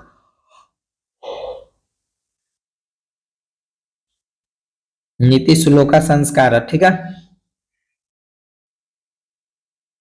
नीति श्लोक का पाठ किससे संकलित है? तो विदुर नीति से। किससे संकलित है बाबू? विदुर नीति से। नीति श्लोक का पाठ किस ग्रंथ से लिया गया है? तो महाभारत से। नीति श्लोक का पाठ किस ग्रंथ से लिया गया है? तो महाभारत से। नीति श्लोक का पाठ किस ग्रंथ से लिया गया है? महाभारत से। नीति श्लोक का पाठ के रचनाकार कौन है? विदुर। नीति श्लोक का पाठ के रचनाकार कौन है? विदुर। नीति श्लोक का पाठ के रचनाकार कौन है? विदुर। नीति श्लोक का पाठ के रचनाकार कौन है? विदुर। नीति श्लोक का पाठ के रचनाकार कौन है? विदुर। नीति श्लोक का पाठ में कितने श्लोक हैं? 10। नीति श्लोक का पाठ में कितने श्लोक हैं? 10। नीति श्लोक का पाठ में कितने श्लोक हैं? 10। विदुर विदुर किसके प्रश्नों का उत्तर देता है? विदुर किसके प्रश्नों का उत्तर देता है? धृतराष्ट्र के। विदुर किसके प्रश्नों का उत्तर देता है? तो धृतराष्ट्र के। विदुर किसके प्रश्नों का उत्तर देता है? धृतराष्ट्र के। विदुर कौन था? तो विदुर एक मंत्री था। विदुर कौन था? तो विदुर एक मंत्री था। विदुर कौन था? तो विदुर एक मंत्री था। विदुर नीति के रचनाकार कौन है? तो विदुर। विदुर नीति के रचनाकार कौन है बाबू? तो विदुर। नेक्स्ट है विदुर नीति किस ग्रंथ का अंश है? तो विदुर नीति किस ग्रंथ का अंश है? तो महाभारत का। विदुर नीति किस ग्रंथ का अंश है? तो महाभारत का। विनय को कौन मारता है बाबू? विनय को कौन मारता है? तो आकृति। विनय को कौन मारता है? आकृति। विनय को कौन मारता है बाबू? आकृति। किसे पुरुष सभी जगह सुलभ होते हैं? किसे पुरुष सभी जगह, कैसे पुरुष सभी जगह सुलभ होते हैं? प्रियवादी। कैसे पुरुष सभी जगह सुलभ होते हैं? तो प्रियवादी। बिना बुलाए बाबू, बिना बुलाए कौन आता है? तो मूर्ख। बिना बुलाए कौन आता है? तो मूर्ख। बिना बुलाए कौन आता है? तो मूर्ख। बिना बुलाए बाबू कौन आता है? तो मूर्ख। सभी जीवों के सत्य को जानने वाला कौन है? पंडित। सभी जीवों के सत्य को जानने वाला कौन है? तो पंडित। सभी जीवों के सत्य को जानने वाला कौन है बाबू? पंडित। बिना पूछे बोलने वाला कौन होता है? मूर्ख होता है। जो बिना पूछे भच्चर भच्चर बोलता है ना, वो क्या होता है? सबसे बड़ा मूर्ख होता है। काम क्रोध और लोभ किसके द्वारा है? तो काम क्रोध लोभ और नरक के द्वारा। काम क्रोध और लोभ किसके द्वारा है? तो नरक के द्वारा। काम क्रोध और लोभ किसके द्वारा? नरक के। धर्म की रक्षा किससे होती है? तो सत्य से। धर्म की रक्षा किससे होती है? तो सत्य से। धर्म की रक्षा किससे होती है? तो सत्य से। नरक के बाबू, नरक के कितने द्वार है? तो नरक के 3 द्वार है। नरक के कितने द्वार है? तो 3 द्वार है। नरक के कितने द्वार है? 3 द्वार है। विनय किसको मारता है? तो विनय अपयश को मारता है। विनय किसको मारता है बाबू? अपयश को मारता है। सुख किसे कहा जाता है? तो सुख अहिंसा को कहा जाता है। सुख बाबू किसे कहा जाता है? तो सुख अहिंसा को कहा जाता है। कुल वंश की रक्षा किससे होती है? तो चरित्र से होती है। कुल वंश की रक्षा किससे होती है? तो चरित्र से होती है। कौन सबसे श्रेष्ठ है बाबू? तो कौन सबसे श्रेष्ठ है? विद्या। कौन सबसे श्रेष्ठ है बाबू? तो विद्या सबसे श्रेष्ठ है। कौन सबसे श्रेष्ठ है बाबू? विद्या सबसे श्रेष्ठ है। दोष कितने हैं? तो दोष 6 हैं। दोष कितने हैं बाबू? तो दोष 6 हैं। घर की लक्ष्मी कौन है? कौन होते हैं? तो घर में की लक्ष्मी जो होती है स्त्री होती है बाबू। घर में की लक्ष्मी कौन होती है? स्त्री होती है। पराक्रम से किसका नाश होता है? तो अनर्थ का नाश होता है। पराक्रम से किसका नाश होता है बाबू? तो अनर्थ का नाश होता है। नेक्स्ट क्वेश्चन है सुंदर आचरण से किसका नाश होता है? तो सुंदर आचरण से कुलक्षण का नाश होता है। सुंदर आचरण से किसका नाश होता है? कुलक्षण का। किसकी रक्षा विशेष रूप से होनी चाहिए? तो स्त्रियों की रक्षा विशेष रूप से होनी चाहिए। नेक्स्ट क्वेश्चन है धृतराष्ट्र किससे प्रश्नोत्तर कराता है? तो धृतराष्ट्र विदुर से प्रश्नोत्तर कराता है।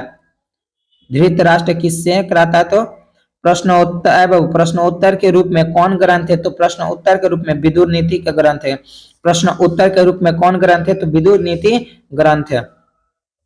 नेक्स्ट क्वेश्चन है बाबू उत्तम शांति क्या है? तो उत्तम शांति क्या है? क्षमा है। उत्तम शांति क्या है बाबू? तो क्षमा है। नेक्स्ट क्वेश्चन है नारदम किस पर विश्वास करता है? तो नारदम जो होता है अविश्वासी पर विश्वास करता है। नारदम जो होता है अविश्वासी पर विश्वास करता है। नेक्स्ट बाबू क्वेश्चन है विद्या की रक्षा किससे होती है? तो विद्या की रक्षा योग से होती है। विद्या की रक्षा किससे होती है बाबू? तो विद्या की रक्षा योग से होती है। सभी प्राणियों को जानने वाला कौन होता है? तो पंडित होता है। सभी प्राणियों को जानने वाला कौन होता है? तो पंडित होता है। अगर तुम भी सभी प्राणियों को जानते हो तो तुम भी पंडित कहलाओगे बाबू। क्षमा किससे मारता है? तो क्षमा जो होता है क्रोध से मरता है। ठीक है, क्षमा किससे मरता है? तो क्रोध से मरता है। यानी मृज यानी उबटन से किसकी रक्षा होती है? तो रूप की। उबटन से किसकी रक्षा होती है बाबू? तो उबटन से किसकी रक्षा होती है? तो रूप की होती है। नेक्स्ट क्वेश्चन है बाबू नेक्स्ट क्वेश्चन है नीति श्लोक का पाठ के आधार पर अविश्वासी पर विश्वास कौन कराता है? तो अधम कराता है। नीति श्लोक का पाठ के आधार पर अविश्वासी पर विश्वास कौन कराता है? तो अधम कराता है। कौन कराता है बाबू? अधम कराता है। सुखवाह क्या है? तो सुखवाह क्या है बाबू? तो सुखवाह अहिंसा। सुखवाह क्या है? तो सुखवाह अहिंसा। सुखवा क्या है तो अहिंसा है। नीति श्लोक का पाठ महाभारत के किस पर्व से संकलित है तो उद्योग है। नीति श्लोक का पाठ महाभारत के किस पर्व से संकलित है तो उद्योग पर्व से है। किससे बाबू तो उद्योग पर्व से। नेक्स्ट है बाबू नेक्स्ट क्वेश्चन है कि महाराज धृतराष्ट्र के प्रश्नों का समुचित उत्तर कौन देता है तो विदुर नीति देता है। कौन देता है बाबू तो विदुर नीति देता है। महाराज धृतराष्ट्र के प्रश्नों का समुचित उत्तर कौन देता है तो विदुर नीति देता। नेक्स्ट क्वेश्चन बाबू है अपृष्टो बहुभास्ते किस पाठ की युक्ति है तो नीति श्लोका। किस पाठ की युक्ति है तो नीति श्लोका पाठ की नीति है बाबू। परम तीर्थ देने वाला क्या होता है तो परम तीर्थ देने वाला जो होता है विद्या होता है। क्या होता है बाबू तो विद्या होता है। अपनी उन्नति चाहने वाले को कितने दोषों को त्याग देना चाहिए बाबू 6 गो। अगर तुम्हारे अंदर भी उन्नति पाने के लिए अगर 6 दोष नहीं त्यागते हो तो तुम भी उन्नति नहीं पाओगे। रूप की रक्षा किससे होती है तो मृज्या से होती है। रूप की रक्षा किससे होती है तो बाबू मृज्या से होती है। आचार का हनन किससे होता है तो आचार का हनन अलक्षण से होता है। किससे होता है तो बाबू अलक्षण से होता है। अब हम लोग का 7वां स्टेशन भी खत्म। अब हम लोग पहुंच गए 8वें स्टेशन पर। कब 8वें स्टेशन पर। स्टेशन का नाम है कर्मवीर कथा। स्टेशन का नाम क्या है कर्मवीर कथा। कर्मवीर कथा हम लोगों से बाबू क्या कह रहा है तो कर्मवीर कथा कह रहा है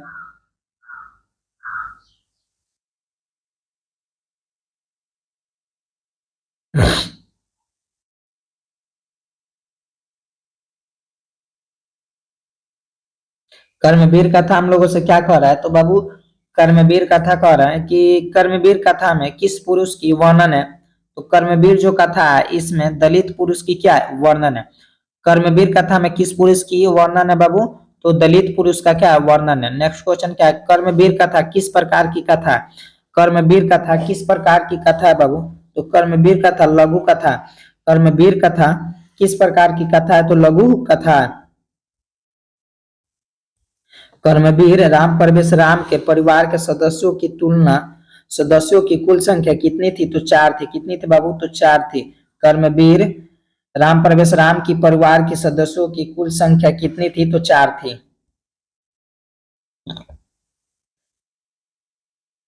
कर्मवीर उत्साह से क्या प्राप्त करता है तो कर्मवीर उत्साह से महत्व पद प्राप्त करता है। कर्मवीर उत्साह से क्या प्राप्त करता है तो महत्व पद प्राप्त करता है। नेक्स्ट बाबू क्वेश्चन है राम प्रवेश राम कहाँ के पुस्तकालयों में पुस्तकों को आत्मसात किया तो महाविद्यालय के पुस्तकालयों में क्या किया आत्मसात किया।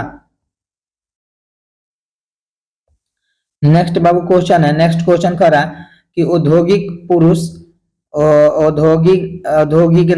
पुरुष सिन्हमुपतित लक्ष्मी यह युक्ति किस पाठ से संकलित है तो कर्मवीर कथा से क्या ये पाठ जो है युक्ति है। भीखन टोला है बाबू। नेक्स्ट क्वेश्चन है कि भीखन टोला से कितनी दूरी पर प्राथमिक विद्यालय था तो भीखन टोला से कितनी दूरी पर था तो 1 कोस की दूरी पर क्या था प्राथमिक विद्यालय था। नेक्स्ट क्वेश्चन है किस परीक्षा में विश्वविद्यालय में प्रथम स्थान प्राप्त किया तो किस परीक्षा में तो स्नातक के परीक्षा में प्रथम स्थान प्राप्त किया। शिक्षा दलित बालक को कहाँ ले गया तो शिक्षा दलित बालक को विद्यालय ले गया। शिक्षक जो था दलित बालक को कहाँ ले गया तो विद्यालय ले गया। नेक्स्ट क्वेश्चन है बाबू कि राम प्रवेश के गांव का नाम क्या था तो राम प्रवेश के गांव का जो नाम था भीखन टोला था। क्या नाम था भीखन टोला था। नेक्स्ट क्वेश्चन है कौन स्नातक की परीक्षा में प्रथम स्थान प्राप्त किया तो राम प्रवेश राम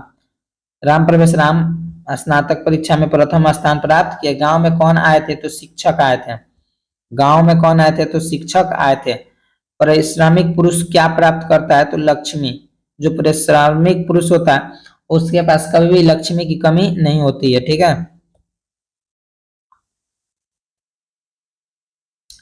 दलित पुरुष का क्या नाम था तो दलित पुरुष का राम प्रवेश नाम था। दलित पुरुष का क्या नाम था तो राम प्रवेश राम नाम था।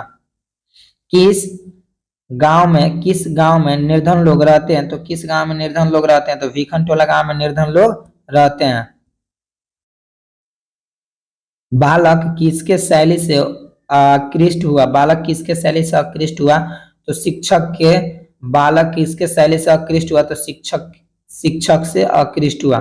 नेक्स्ट क्वेश्चन है कि राम प्रवेश राम की प्रतिष्ठा कहाँ थी? तो राम प्रवेश राम की प्रतिष्ठा अपने राज्य और केंद्र के प्रशासन में था। कहाँ था? तो प्रशासन में था।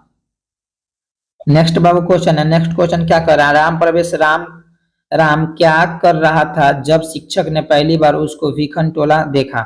तो राम प्रवेश राम क्या कर रहा था? तो खेल रहा था। क्या कर रहा था? तो खेल रहा था। सॉरी, वहां पर जो राम प्रवेश राम ने जब देखा तो वहां पर पहली बार क्या कर रहा था? शिक्षक खेल रहा था। ठीक है। नेक्स्ट क्वेश्चन है, राम प्रवेश राम ने स्नातक परीक्षा में प्रथम स्थान प्राप्त कर किसकी ख्वाहिश को बढ़ाया? तो अपने विद्यालय की ख्वाहिश को क्या किया? बढ़ाया। नेक्स्ट क्वेश्चन है बाबू, नेक्स्ट क्वेश्चन है कि कर्मवीर कौन था? तो राम प्रवेश राम था। कर्मवीर कौन था बाबू? तो राम प्रवेश राम था। कर्मवीर कौन था बाबू? तो राम प्रवेश राम था। लक्ष्मी किसका वर्णन करती है? तो लक्ष्मी जो उद्योगी पुरुष का क्या करती है? वर्णन करती है। भीखनटोला गांव कहाँ था? तो भीखनटोला का गांव बिहार में था। कहाँ था बाबू? तो बिहार में। दलित ग्रामवासी पुरुष की कथा कौन है? तो दलित ग्रामवासी पुरुष की कथा कर्मवीर कथा है। कौन है बाबू? तो कर्मवीर कथा है। कर्मवीर कथा पाठ में किसकी कथा है? तो राम प्रवेश राम की। किसकी कथा है बाबू? तो राम प्रवेश राम का। भीखन टोला देखने कौन आया था? तो भीखन टोला देखने अध्यापक आया था। कौन आया था बाबू? तो अध्यापक आया था। राम प्रवेश राम उच्च विद्यालय में कौन सा स्थान प्राप्त किया था? तो पहला स्थान प्राप्त किया था। कौन स्थान प्राप्त किया था? तो पहला स्थान प्राप्त किया था। ए बाबू, हम लोग 8वें स्टेशन खत्म कर पहुंच गए 9वां स्टेशन पर। स्टेशन का नाम क्या है? स्वामी दयानंद। क्या नाम है? स्वामी दयानंद। ठीक है।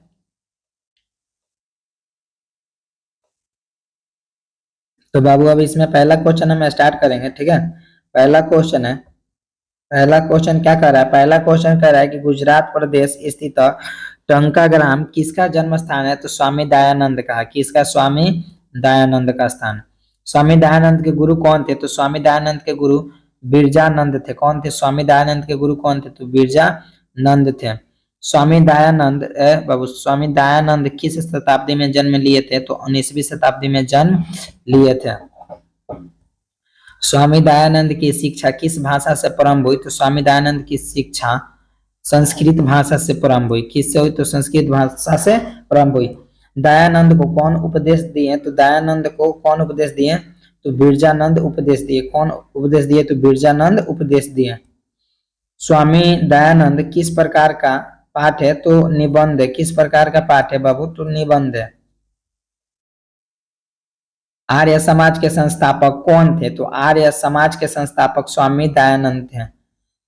स्वामी दयानंद थे। स्वामी दयानंद का जन्म किस प्रदेश में हुआ था? तो स्वामी दयानंद का जन्म गुजरात प्रदेश में हुआ था। स्वामी दयानंद का जन्म गुजरात प्रदेश में हुआ था। स्वामी दयानंद किसके संस्थापक थे? तो आर्यभट्ट के संस्थापक थे। किसके संस्थापक थे? आर्यभट्ट के संस्थापक थे। नेक्स्ट, स्वामी दयानंद ने किसकी रचना की? तो सत्यवर्थ प्रकाश का प्रकाशन की।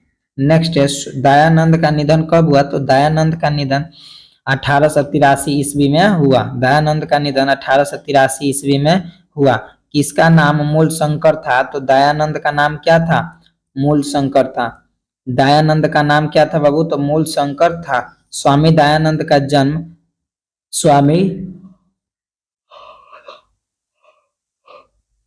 स्वामी दयानंद का जन्म किस ईस्वी में हुआ था? तो 1824 ईस्वी में हुआ था। और कौन सी शताब्दी में? तो 19वीं शताब्दी में।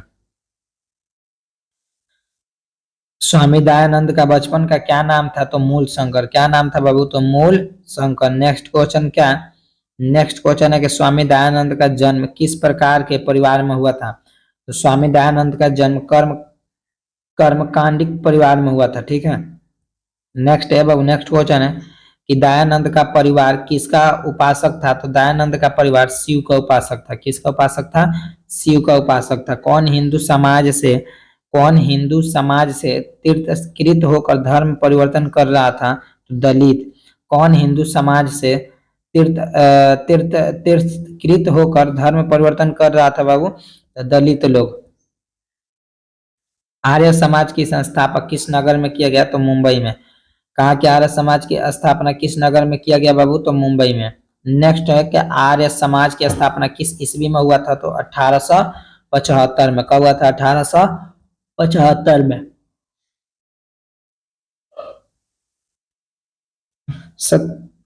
सत्य अर्थ प्रकाश नामक ग्रंथ को किस भाषा में रचना की है? तो हिंदी में। किसमें? तो हिंदी में। सत्य अर्थ प्रकाश नामक ग्रंथ को किस भाषा में रचना की? तो हिंदी में। नेक्स्ट है कि किस काल में समाज दूषित हो गया था? मध्य काल में समाज क्या हुआ था? दूषित हो गया था। ऐसा बात नहीं है कि मध्य काल में भी, अभी के काल में भी समाज बहुत दूषित हो गया। ठीक है। नेक्स्ट बाबू क्वेश्चन है, नेक्स्ट क्वेश्चन कह रहा है कि रात्रि जागरण को छोड़कर मूलशंकर कहाँ गया? तो घर गया। कहाँ गया? रात्रि जागरण छोड़कर मूलशंकर घर गया। किसकी स्थापना 1875 में हुई थी? तो आर्य समाज की स्थापना 1875 में हुई थी। किसका प्रचार दयानंद ने किया? तो किसका प्रचार दयानंद ने किया? तो शुद्ध तत्व ज्ञान का क्या किया? शुद्ध तत्व ज्ञान का क्या किया? प्रचार किया। समाज और शिक्षा के उदारक कौन थे? तो समाज और शिक्षा के उदारक दयानंद थे। कौन थे बाबू? तो दयानंद थे। नेक्स्ट क्वेश्चन है कि मध्यकाल में किसमें आडंबर दिखाया था? तो मध्यकाल में धार्मिक कार्य में आडंबर दिखाया था। कौन मेघावी थे? तो कौन मेघावी थे? तो कौन थे बाबू? तो स्वामी दयानंद मेघावी थे। किसकी शाखा देश विदेश में है? किसकी शाखा देश विदेश में है बाबू? तो आर्य समाज की शाखा देश विदेश में भी है। ठीक है। मूल शंकर को किसके प्रति अनास्था हुई? तो मूर्ति पूजन के प्रति क्या अनास्था हुआ? ठीक है, कि मूर्ति पूजन के प्रति उनको क्या अनास्था हुआ? कौन प्रसाद को खा रहा था? तो चूहा। कौन प्रसाद को खा रहा था? तो चूहा। नेक्स्ट है सत्यवर्थ प्रकाश के रचनाकार कौन है? तो दयानंद। कौन है बाबू? सत्यवर्थ प्रकाश के रचनाकार कौन है? तो दयानंद। स्वामी दयानंद कौन थे? तो स्वामी दयानंद जो थे समाज उद्धारक थे। कौन थे? समाज उद्धारक थे। नेक्स्ट बाबू, स्वामी दयानंद का जन्म किस गांव में हुआ था? तो टंकरा में हुआ था। कहाँ हुआ था? तो टंकरा में हुआ था। ठीक है। स्वामी दयानंद के लिए कौन पर्व उदर्त सिद्ध हुआ? तो स्वामी दयानंद के लिए कौन पर्व उदर्त सिद्ध हुआ? तो शिवरात्रि हुआ। डीएवी विद्यालय की संस्थापक किसने की? तो डीएवी विद्यालय की स्थापना जो है स्वामी दयानंद के अनुयायी में हुई। ठीक है। मूल शंकर को विराजानंद के दर्शन कहाँ हुए? तो मथुरा में हुए। कहाँ हुए? तो मथुरा में हुए। नेक्स्ट बाबू है कि मूल शंकर को मूर्ति पूजा के प्रति अनास्था होने के दूसरे वर्ष में किसका निधन हो गया? तो मूल शंकर की बहन के। किसकी? मूल शंकर की बहन की। बाबू अब हम लोग का 9वां स्टेशन भी, अब हम लोग क्या 10वां स्टेशन, 10वां स्टेशन, और नाम क्या है? मंदाकिनी वर्णम। ठीक है।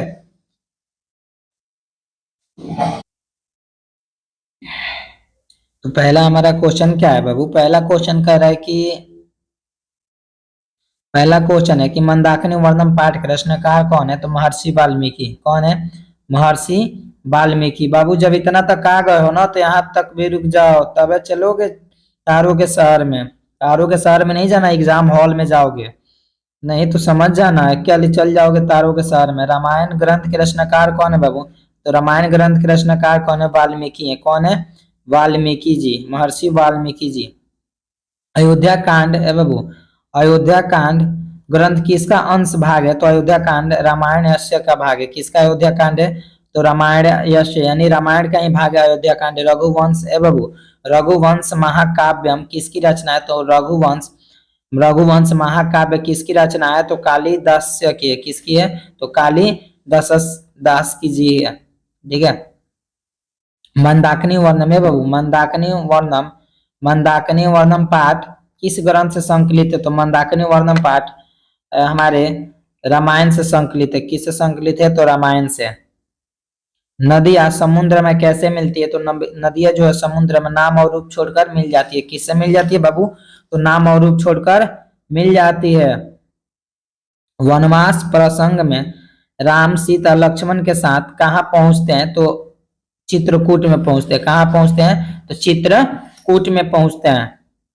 ए बाबू मंदाकिनी नदी किस पर्वत के निकट बहती है? तो मंदाकिनी वर्णम चित्रकूट के निकट बहती है। किसके निकट? चित्रकूट के निकट बहती है। मंदाकिनी वर्णम पाठ रामायण के किस कांड से संग्रहित है? तो अयोध्या कांड से क्या है? संग्रहित है। ए बाबू नेक्स्ट क्वेश्चन क्या कह रहा है कि कालिदास ने किस नदी का वर्णन किया है? तो मंदाकिनी नदी का वर्णन किया है। मंदाकिनी वर्णम पाठ में किस नदी का वर्णन है? तो मंदाकिनी का। किसका है? तो मंदाकिनी का। वाल्मीकि रामायण से कौन सा पाठ संकलित है? तो मंदाकिनी वर्णम। अगर आपको पूरे संस्कृत की निचोड़ पीडीएफ चाहिए, वो भी बिल्कुल आपके व्हाट्सएप पर, तो आप इस नंबर पर मैसेज कर सकते हैं। ठीक है, आप इस नंबर पर मैसेज कर सकते हैं और आपको पीडीएफ आपके व्हाट्सएप नंबर पर भेज दिए जाएंगे। ठीक है, तो वीडियो आपको बहुत ही अच्छा